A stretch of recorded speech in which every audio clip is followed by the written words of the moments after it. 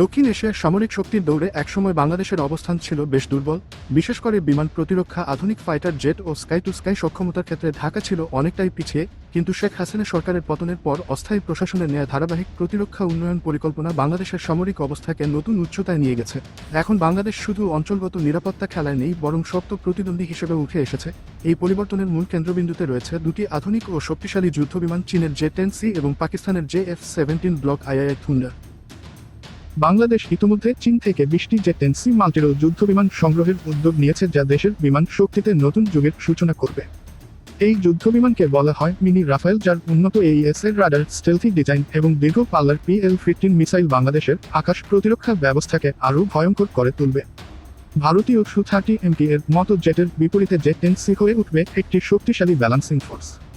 একই সময় Pakistan Dubai air শোতে ঘোষণা দেয় যে তারা একটি বন্ধু রাষ্ট্রকে J-17 থুন্ডার ব্লক II বিক্রয়ের সিদ্ধান্ত নিয়েছে এবং ডিফেন্স সিকিউরিটি এশিয়া সরাসরি ইঙ্গিত দেয় এই বন্ধু দেশটি হতে পারে বাংলাদেশ। যদি এটি সত্য হয়, তবে এটি হবে বাংলাদেশের ইতিহাসের সবচেয়ে বড় ফাইটার জেট ক্রয় চুক্তি।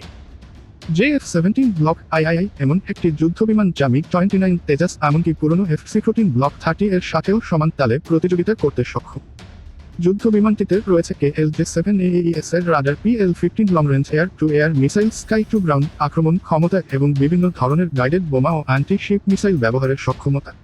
পাকিস্তান এই জেট ব্যবহার করে ইতিমধ্যে ভারতের দুটি যুদ্ধবিমান ভূপাতিত করেছে, যা এর যুদ্ধ কার্যকারিতা প্রমাণ করে। ছোট রানওয়ে, গোপন এয়ারবেজ বা নৌবাহিনীর ক্যারিয়ার ডেক থেকেও জেটটি সহজেই উড্ডয়ন করতে পারে, যা যুদ্ধক্ষেত্রে বাংলাদেশকে বিশাল সুবিধা দিতে পারে।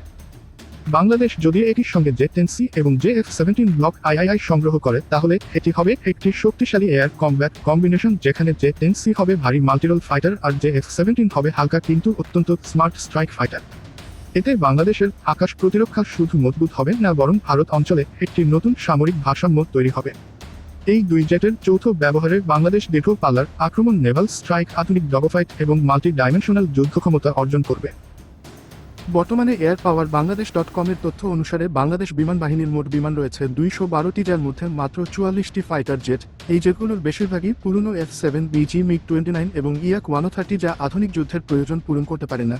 তাই সরকার 2030 সালের মধ্যে পুরো এয়ারফোর্স আধুনিকীকরণের একটি বিশাল পরিকল্পনা নিয়েছে। এই লক্ষ্য পূরণে বাংলাদেশ প্রতিনিয়ত চীন ও পাকিস্তানের সাথে গভীর প্রতিরক্ষা আলোচনায় অংশ নিচ্ছে এবং ড. মোহাম্মদ ইউনূসের নেতৃত্বে উচ্চ পর্যায়ের প্রতিনিধি দল ইতিমধ্যে বেশ কয়েকবার সফর করেছে। সব মিলিয়ে J-10C এবং JF-17 ব্লক II যদি বাংলাদেশ যুক্ত করতে পারে, তবে দক্ষিণ এশিয়ার আকাশে নতুন সামরিক সমীকরণ তৈরি হবে এবং বাংলাদেশ হয়ে উঠবে অঞ্চলের অন্যতম শক্তিশালী এয়ার পাওয়ার।